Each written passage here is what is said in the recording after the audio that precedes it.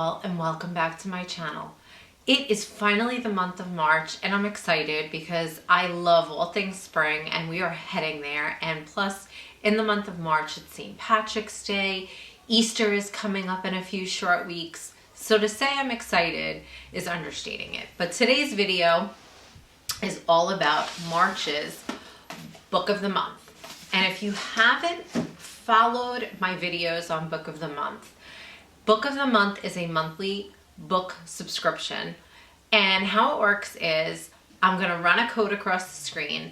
Use my link in the comments. If you use my link and you've never signed up before, the code I believe is SKY5, and with that code your first book is $9.99 for the first month. Then after that you get charged $14.99 a month for one book, but it's always a hardcover book. And in my box that I do not have this month's yet because I am just selecting just like you, but I just wanted to show you and thank whoever signed up using my link, because in last month's box I had an extra credit to use and I used it because I was excited about 2 titles and I decided to just go for it. Plus I received, I don't know if you can see it and I didn't even open them yet, but they're so cute, these like little book pins, and they're all like the different moods when you're reading books. So I got those for free, having had someone use my link. Plus I got a code, a credit, a free credit to get more than one book. So normally I get one book in my box. And for the month of February, I just wanted to show you what I chose in the end. My choice was American Dirt by Janine Cummins, and I have finished this one, and I promise at some point, I know I keep saying I'm going to discuss my books on this channel, but I promise I will get there. I'm not reading as much as I used to, so I want to get a group of books together before I, do a video like that. That said, for the extra credit that I received from whoever signed up with my link, I ended up also grabbing last month Anna K, and this is by Jenny Lee. This I'm actually in the middle of reading right now, and I'm quite enjoying it.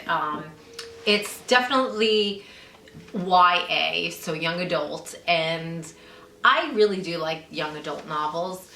American Dirt was more nitty gritty, and it was more fictional based account of a woman traveling from Mexico from her son and migrating. It was very, it was a good read, but when I get into my video for that, I promise I'll share more of my thoughts, but it at times was hard to read because as a mom, just reading their struggle, it was hard for me to read. But nevertheless, I'm really glad I did get to select and read it from Book of the Month. And again, Anna K, I am in the middle of right now, and as of right now, I am also really enjoying. So again, Book of the Month seems to afford me the ability to be able to read books that maybe I wouldn't find elsewhere, or I might not pick generally for myself, especially that first one, American Dirt. I'm not sure I would have picked that all on my own. Anna K, maybe I would have picked on my own, but still, 2 books for the month, and I paid $14.99 because I had the free credit. But let's get back to March. So for March, if you use SKY5, you are able for $9.99 to choose one of the 5 books that are being featured. And I'm going to go through those now. And I'd love to know if you are a Book of the Month member, if you've chosen any of these, what's your take? What did you actually pick for this month? If not, and you're thinking of signing up, I would love to hear your thoughts, what you would choose. But let's get back to these books, and I'm going to be back in a minute with the first book, and I will go through the synopsis and give you a little background on each of them. So hang on for book number 1.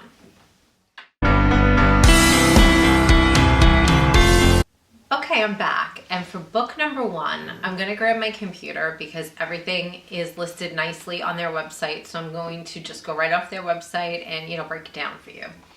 So book number 1 is A Good Neighborhood, and that is by Anne Therese Ann Fowler, and it's a contemporary fiction novel. And for that book, I'm going to read to you. The quick take is it's a teenage romance that throws two families into chaos, striking tensions between race and class in a quaint suburban town.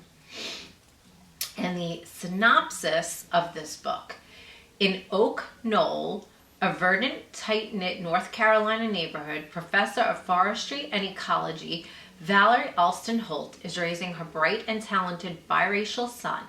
Xavier is headed to college in the fall, and after years of single parenting, Valerie is facing the prospect of an empty nest.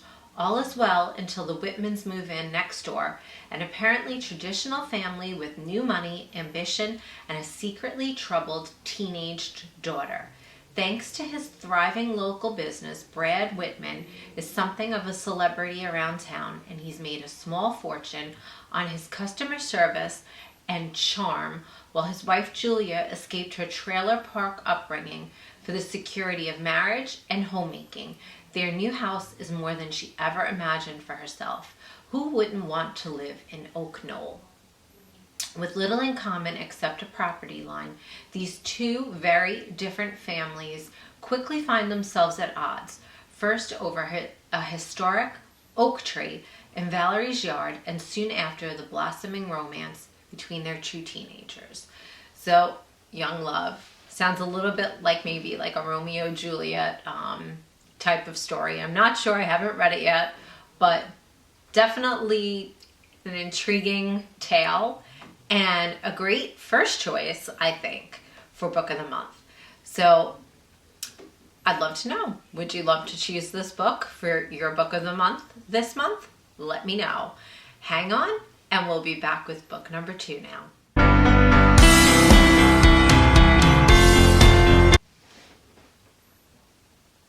Okay, back with book number 2 for March Book of the Month Club. Book number 2 is Hour of the Assassin, and this is by Matthew Quirk, and this is a political thriller. So, Hour of the Assassin. Let's hear the quick take from Book of the Month. The quick take is: conspiracy theorists rejoice. A former CIA member framed for murder unearths some shocking government secrets. And the synopsis is: as a Secret Service agent, Nick Avros spent a decade protecting the most powerful men and women in America, developed a unique gift, the ability to think like an assassin. Now he uses that skill in a little-known but crucial job. As a red teamer, he poses as a threat, testing the security around our highest officials to find vulnerabilities before our enemies can. He is a mock killer, capable of slipping past even the best defenses. His latest assignment is to assess the security surrounding the former CIA director at his DC area home. When Nick enters the man's study, the home's inner sanctum, he finds the man alone and unconscious. Someone else has been here. Someone who attacked the chief and left him for dead just moments before. Desperately attempting to save the man's life, he contaminates the crime scene. Now investigators believe Nick is somehow involved. Nick knows he's the perfect scapegoat, but who is framing him and why? To clear his name, he must find the truth. A search that leads to a nefarious conspiracy whose roots stretch back decades. The prize is the most powerful position in the world, the Oval Office. To save himself and the people he loves, Nick must stop the men who rule Washington before they bury him along with their secrets. Wow.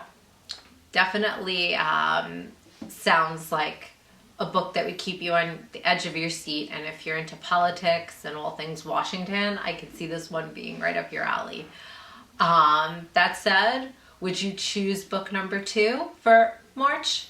Let me know. Hang on, and we'll be back with book number 3.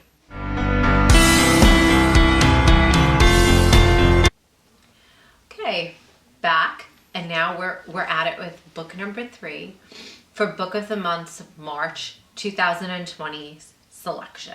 So book number 3 is The Two Lives of Linda Bird, and this is by Josie Silver, and this is a romance novel. So I actually did read, I believe, another book by Josie Silver, another romance novel in the past. So I do have a little history with reading her novels. She does a good job, but let's see what her latest is. And I believe she is a repeat author because, again, I actually got her book before this from Book of the Month.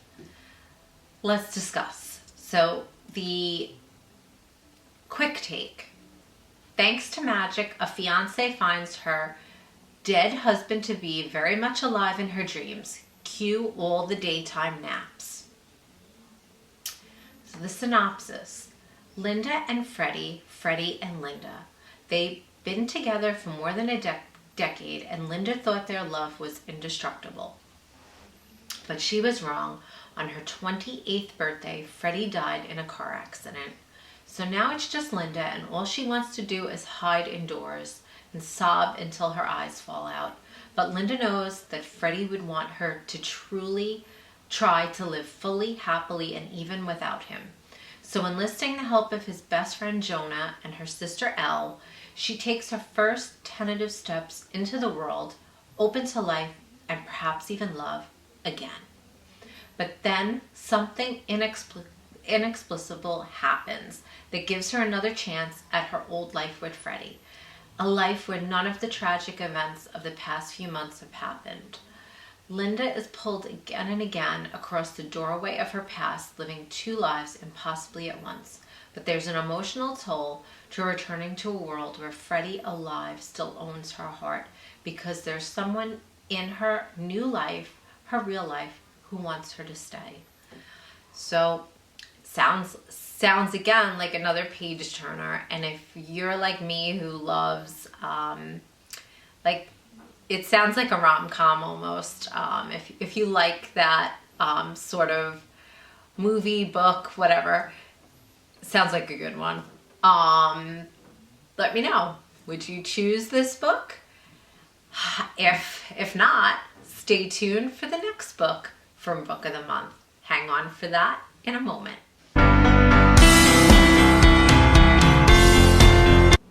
Okay, we're back, and now we're on to book number 4 from March 2020 for Book of the Month.